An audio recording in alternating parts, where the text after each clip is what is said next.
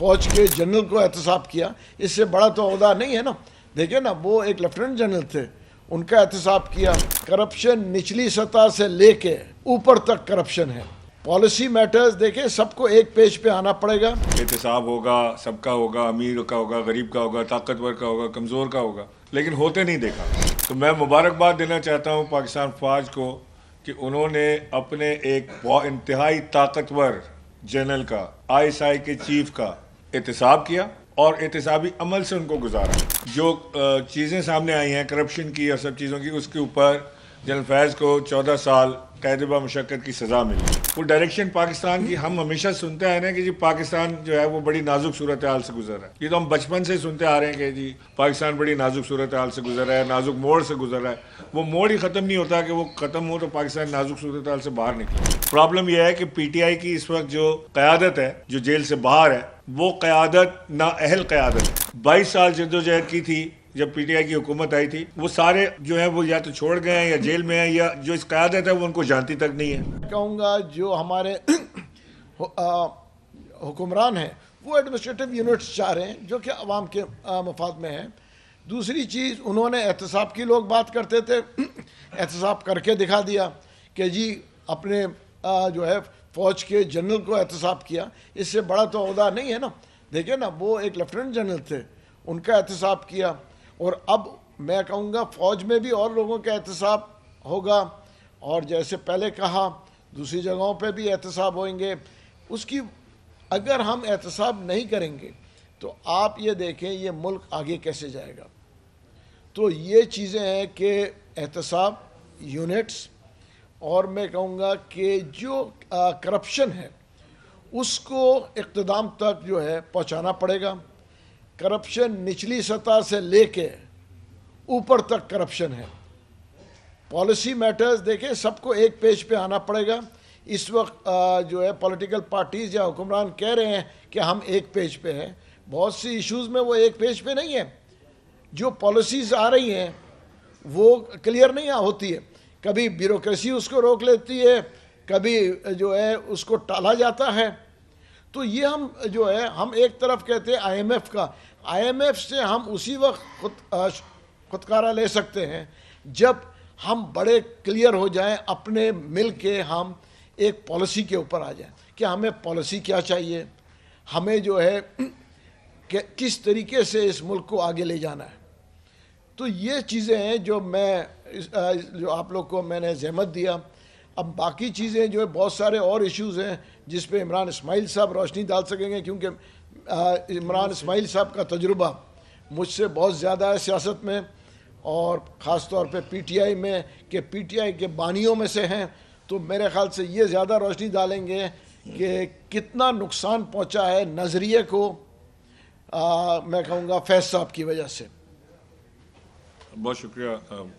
مولوی صاحب نے جامع بات رکھی اور اس میں مزید بات کی میرا خیال ہے گنجائش نہیں ہے. پاکستان میں ہم نے بڑی بار احتساب کی بات ہوتے دیکھی ہے کہ احتساب ہوگا، سب کا ہوگا، امیر کا ہوگا، غریب کا ہوگا، طاقتور کا ہوگا، کمزور کا ہوگا، لیکن ہوتے نہیں دیکھا. تو میں مبارکباد دینا چاہتا ہوں پاکستان فوج کو کہ انہوں نے اپنے ایک انتہائی طاقتور جنرل کا، ISI کے چیف کا احتساب کیا اور احتسابی عمل سے ان کو گزارا.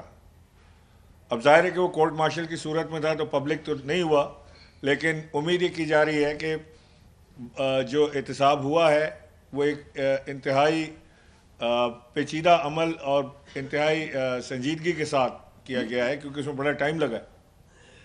اور جو چیزیں سامنے آئی ہیں کرپشن کی اور سب چیزوں کی، اس کے اوپر جنرل فیض کو 14 سال قید با مشقت کی سزا ملی. یہ پاکستان کی تاریخ میں پہلی بار ایسا ہوا ہے. یعنی کورٹوں نے سزائیں تو دی ہیں لیکن کسی کو سزا ہوئی نہیں کبھی پوری. تو لہٰذا یہ اس بار جو ہے ہم دیکھ رہے ہیں کہ ایک ایسا طریقہ کار اختیار کیا گیا جو خود پاکستان کے افواج کے لیے بھی مشکل کام تھا. ان کے لیے مشکل کام یہ تھا کہ ان کے جو اتنا سینئر جنرل، اتنا پاورفل جنرل، اس کا احتساب کرنا، اس کے ساتھ ساتھ ایک پیغام یہ دینا کہ پاکستان کو اب نے ایک ڈائریکشن اب دینی ہے. وہ ڈائریکشن پاکستان کی ہم ہمیشہ سنتے آئے ہیں کہ جی پاکستان جو ہے وہ بڑی نازک صورتحال سے گزر رہا ہے. یہ تو ہم بچپن سے سنتے آ رہے ہیں کہ جی پاکستان بڑی نازک صورتحال سے گزر رہا ہے, نازک موڑ سے گزر رہا ہے. وہ موڑ ہی ختم نہیں ہوتا کہ وہ ختم ہو تو پاکستان نازک صورتحال سے باہر نکلے. تو اب پاکستان کو اس نازک موڑ سے ہم نے باہر نکالنا ہے یا اسی نازک موڑ پہ رہ دینا ہے؟ پاکستان نے آگے بڑھنا ہے یا پاکستان نے پیچھے ہٹنا ہے؟ پاکستان نے ترقی کرنی ہے کہ نہیں کرنی ہے؟ ہمیں اپنے آپسی جھگڑوں کو اور آپسی اختلافات کو پس پردہ ڈال کر ایک سمت ایک ڈائریکشن میں چلنا پڑے گا. جس کے لیے جو بات مولوی صاحب نے کی ابھی بڑی اچھی بات کی کہ تمام سیاسی جماعتوں کو ایک ٹیبل پر بیٹھ کے بات کرنی چاہیے بشمول پی ٹی آئی. وہاں سے بھی بڑی ریزسٹنس آتی ہے پی ٹی آئی کی کہ جی ہم نہیں بیٹھ کے بات کریں گے, ہم پیپلز پارٹی سے بات نہیں کریں گے, ہم اس سے بات نہیں کریں گے, ہم پاور ٹاکس ٹو پاور. ہمیں سب سے بات کرنی پڑے گی, ہمیں اپنا تھوڑا سا رویہ چینج کرنا پڑے گا. پرابلم یہ ہے کہ پی ٹی آئی کی اس وقت جو قیادت ہے جو جیل سے باہر ہے وہ قیادت نا اہل قیادت ہے, نہ ہی وہ سیاسی ہیں نہ ان کو سیاست آتی ہے. اور پی ٹی آئی ویسے بھی کسی عام سیاسی حالات سے نہیں گزر رہی, اس وقت ایک بڑے ڈیفیکلٹ سیاسی حالات سے گزر رہی ہے. پی ٹی آئی کا ورکر رول گیا, جنہوں نے 22 سال جدوجہد کی تھی جب پی ٹی آئی کی حکومت آئی تھی, وہ سارے جو ہیں وہ یا تو چھوڑ گئے ہیں یا جیل میں ہیں, یا جو اس قیادت ہے وہ ان کو جانتی تک نہیں ہے کہ یہ ہے کون. وہ جا کے پہلے انٹروڈکشن کراتا ہے کہ جی میں پی ٹی آئی کا 30 سال سے پرانا ورکر ہوں, اور اچھا چلو ادھر بیٹھ جاؤ. سو یہ اس طرح نہیں چلا کرتا معاملات, اس طرح نہیں معاملات چلتے کہ کلیئر نظر آ رہا ہے کہ اس وقت پی ٹی آئی کے پاس کوئی وے فارورڈ نہیں ہے. خدا را کوئی وے فارورڈ بنائے, مفاہمت کی بات کریں, مزاحمت کی بات کو ختم کریں, ورنہ ندامت ہوگی. یہ ہمیں اب اس بھنور سے نکلنا ہے باہر. ہمیں اب چیزیں نظر آ رہی ہیں کلیئرٹی کے ساتھ. جو اس وقت پاکستان کا اسٹیچر ہے دنیا میں, جو فورن محاذ کے اوپر پاکستان کا اسٹیچر ہے, کبھی امریکن پریزیڈنٹ نے اس طرح بات نہیں کی پاکستان کے لیے جو آج بات ہو رہی ہے. کبھی سعودی عرب نے اس طرح بات نہیں کی جو آج بات ہو رہی ہے. ڈیفنس ایگریمنٹس سیٹ ہو رہے ہیں. پاکستان کا ہاتھ اوپر ہے, بھاری ہاتھ ہے اس وقت. ہندوستان نیچے پڑا ہوا ہے. پاکستان فاتح کے انداز سے باہر آ رہا ہے, ہندوستان ہارنے والے کی حیثیت سے گھوم رہا ہے. کسیانی بلی کی طرح کھمبا نوچ رہے ہیں. وہ ان کی سمجھ نہیں آ رہی کیا کریں. مجھے بڑا افسوس ہے کہ دبئی ایئر شو میں ان کا جہاز گرا, لیکن اس کا بھی الزام وہ پاکستان کے اوپر ڈال رہے تھے کہ جی انہوں نے بریکیں خراب کر دی ہماری. تو بریکیں تو بیٹا ابھی خراب ہوں گی تمہاری مزید, ہم نے تو ابھی کیا ہی کچھ نہیں, تو خود سے گر گیا. پہلی بار پاکستانی دنیا میں سر اٹھا کے چل رہے ہیں بڑے عرصے کے بعد. پہلی بار تو نہیں کہنا چاہیے, بڑے عرصے کے بعد سر اٹھا کے چل رہے ہیں. ہرے پاسپورٹ کی عزت جو ہمارا خواب تھا وہ پورا ہو رہا ہے. ہمارا خواب تھا نا, ہم تو یہی خواب دیکھتے تھے کہ ہرے پاسپورٹ کی عزت ہوگی, لوگ نوکری کے لیے پاکستان آئیں گے, پاکستان کی جو ہے وہ دنیا بھر میں بڑی بات ہوگی کہ جی پاکستان ایک ایسا ملک ہے جو اپنے پیروں پہ کھڑا ہو رہا ہے. تو ہمیں اب پاکستان کو اپنے پیروں پہ کھڑا کرنا ہے, آپسی اختلافات بلا کر کھڑا کرنا ہے. ہمیں اس سیاسی ہیٹ کو نیچے لا کے پاکستان کو کھڑا کرنا ہے. تو میں بس آج بیسکلی میں ہمارا آج کا مقصد یہ تھا کہ جو احتسابی عمل شروع ہوا ہے, ان سوشل میڈیا والوں کو بھی میسج دے دیں گے. ہاں, جو احتسابی عمل شروع ہوا ہے وہ یہاں رکے گا نہیں احتسابی عمل. سو لہٰذا جو لوگ بینیفیشریز ہیں وہ, اور یہ بینیفیشریز صرف پی ٹی آئی میں نہیں ہے, پی ٹی آئی بھی بینیفیشری تھی. وہ لوگ بھی, ان لوگوں سے بھی میں مخاطب ہوں جو لائنیں لگا کے ان کے گھر کے باہر کھڑے کے لیے ہوتے تھے. اب تو سبھی, ہر آدمی برا بھلا کہہ سکتا ہے نا اس وقت. تو وہ لوگ بھی ہوشیار ہو جائیں کہ ان کا بھی احتساب ہوگا.